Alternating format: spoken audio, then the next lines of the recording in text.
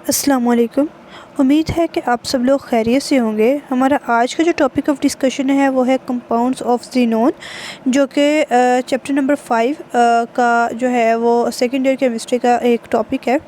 तो चलिए हम अपना आज का लेक्चर जो है वो स्टार्ट करते हैं। तो ज़ीनोन जो है, अगर आप इनके कंपाउंड के हवाले से बात करते हैं तो ज़ीनोन वो एलिमेंट है, एटम है, ठीक है, जो कि फ्लोरीन के साथ जो है वो डायरेक्टली रिएक्ट कर सकता है।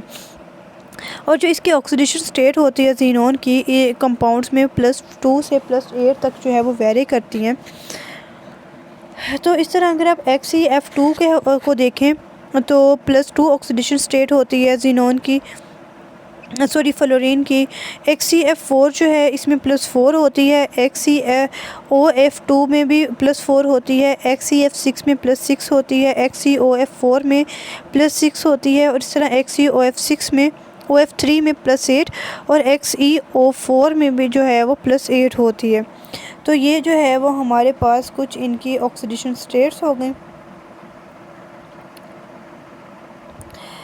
अगर आप फ्लोराइड के एक ज़ीनोन के हवाले से बात करते हैं तो आपके पास फ्लोराइड के जो है वो 3 ज़ीनोन होते हैं, जिसमें XeF2, XeF4 और XeF6 होता है। अगर आप XeF2 के हवाले से बात करते हैं तो XeF2 जो है इसको आप डायरेक्ट इंटरेक्शन से भी, एलिमेंट के डायरेक्ट इंटरेक्शन करवा के वहाँ से प्रिपेयर कर सकते हैं, मतलब ज़ीनोन और फ्लोरीन का डायरेक्ट रिएक्शन करवा सकते हैं। और ये वाला जो कंपाउंड होता है इसको इमीडिएटली रिएक्शन जोन से जो है वो रिमूव किया जाता है, अदरवाइज़ ये फर्दर रिएक्शन करता है फ्लोरीन के साथ और XeF4 बना देता है। तो ये वाला जो रिएक्शन है वो 8 आवर्स के अंदर कंप्लीट होता है। और XeF2 जो है वो क्रिस्टलाइन सॉलिड होता है और ये निकल वेसल्स के अंदर इसको स्टोर किया जाता है। XeF2 जो है ये माइल्ड फ्लोरिनेटिंग एजेंट होता है। अगर आप XeF4 के हवाले से बात करते हैं तो XeF4 जो है इसको आप क्या करते हैं कि Xe और F2 का जो है 1:5 में इसकी मिक्सचर लेते हैं और उसको जो है वो निकल कंटेनर के अंदर रखा जाता है एट अबाउट 6 एटमॉस्फेरिक प्रेशर पे, ठीक है। तो इनको कुछ घंटों के लिए रखा जाता है, तो उससे जो है वो XeF4 जो है हमारे पास बन जाता है। और इसको जो है वो हम निकल वेसल्स के अंदर स्टोर करते हैं और इसकी जो प्रॉपर्टीज़ होती हैं वो XeF2 से सिमिलर ही होती हैं, बट ये जो है वो XeF2 से ज़्यादा जो है वो स्ट्रॉन्ग फ्लोरिनेटिंग एजेंट होता है, मतलब ये दूसरों को जो है वो फ्लोरीन डोनेट करके कर सकता है। XeF6 है नेक्स्ट। XeF6 जो है ये, इसको ज़्यादा सीवियर कंडीशंस जो है वो रिक्वायर होती हैं। तो इसकी जो अगर आपने बनाना हो तो Xe और F2 का जो है वो 3:20 में आप लेते हैं इन दोनों की, ठीक है। उनको जो है वो स्टेनलेस स्टील वेज़ल के अंदर रखा जाता है और इसको हीट किया जाता है 300 डिग्री सेल्सियस टेम्परेचर पे और 50 एटमॉस्फेरिक प्रेशर पे। तो मोर देन 95% कन्वर्जन जो होती है X to F6 में हो जाती है। और X to F6, XeF6 जो होता है वो क्रिस्टलाइन सॉलिड होता है, कलरलेस होता है सॉलिड स्टेट के अंदर, और येलो लिक्विड होता है गैसियस फॉर्म के अंदर, ठीक है। तो ये जो है वो इसके फ्लोराइड्स की जो है वो अब कह लो प्रॉपर्टीज़ हैं। जैसे XeF2 मिलेगा तो XeF2 बन जाएगा, XeF2 + F2 बनेगा मिलेगा तो XeF4 बन जाएगा। इसी तरह XeF4 + F2 मिलेगा तो XeF6 बन जाएगा। अगर आप इसके केमिकल रिएक्शंस के हवाले से बात करते हैं तो ज़ीनोन के जो फ्लोराइड्स होते हैं उनको आप रिड्यूस भी कर सकते हैं हाइड्रोजन के साथ एट अबाउट 400 डिग्री सेल्सियस पे। तो इससे आपके पास ज़ीनोन और हाइड्रोफ्लोरिक एसिड जो है वो बनता है, लाइक XeF2 + हाइड्रोजन तो Xe + 2HF, XeF4 के साथ 2H2 तो Xe + 4HF और XeF6 + 3H2 Xe + 6HF। तो ज़ीनोन टेट्राफ्लोराइड जो होता है ये गुड फ्लोरिनेटिंग एजेंट होता है और इसको जो है वो आप मेटल फ्लोराइड्स को जो है बनाने के लिए इस्तेमाल भी करते हैं। तो उसके लिए जो है वो हमारे पास रिएक्शन होता है XeF4 + 2Hg Xe + 2HgF2।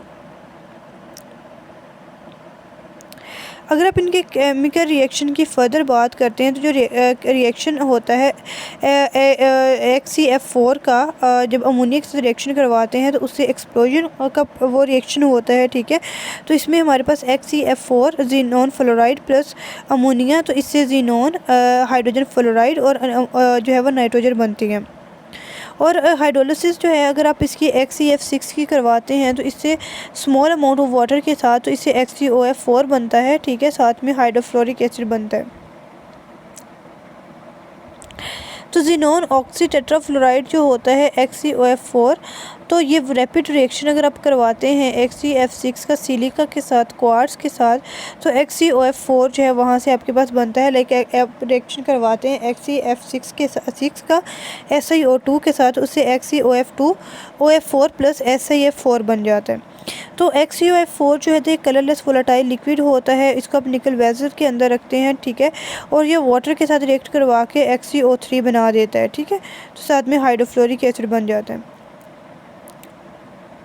तो ज़ीनोन ऑक्सीडाइफ्लोराइड जो होता है ये XeOF2, इसको जो है आप जो आपके पास बनता है, तो जब आप ज़ीनोन को रिएक्शन करवाते हैं ऑक्सीजन डाइफ्लोराइड के साथ इन एन इलेक्ट्रिकल डिस्चार्ज, ठीक है, तो उसके जो है वो आपके पास ज़ीनोन ऑक्सीडाइफ्लोराइड बनता है। तो अगर आप ऑक्साइड्स के हवाले से बात करते हैं, ये तो आपने पहले फ्लोराइड्स के हवाले से बात की ना ज़ीनोन के, तो इस तरह अगर आप इसके ऑक्साइड्स के हवाले से बात करते हैं तो हमारे पास दो तरह के ऑक्साइड्स होते हैं, एक होता है ज़ीनोन ट्राईऑक्साइड और एक होता है ज़ीनोन टेट्राऑक्साइड। अभी हम वन बाय वन इनको देख लेते हैं कि ज़ीनोन ट्राईऑक्साइड में XeO3 होता है।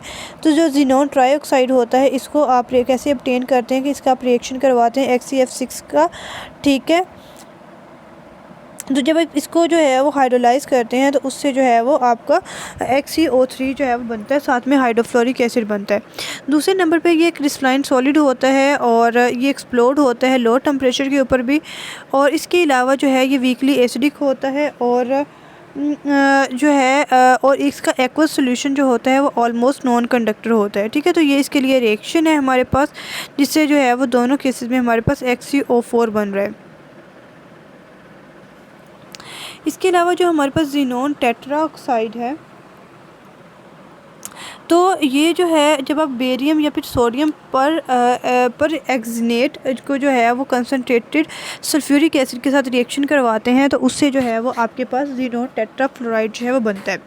तो इसके लिए जो है वो ये हमारे पास रिएक्शंस हैं कि एक में जो है वो सोडियम परजीनेट जो है वो सल्फ्यूरिक एसिड के साथ रिएक्ट कर रहा है और दूसरी साइड पे सोडियम परजीनेट जो है वो रिएक्ट कर रहा है, तो उससे आपके पास XeOF4 साथ में जो है वो सॉल्ट बन रहा है रिस्पेक्टेड मेटल का, और उसके अलावा जो है वाटर बन रहा है।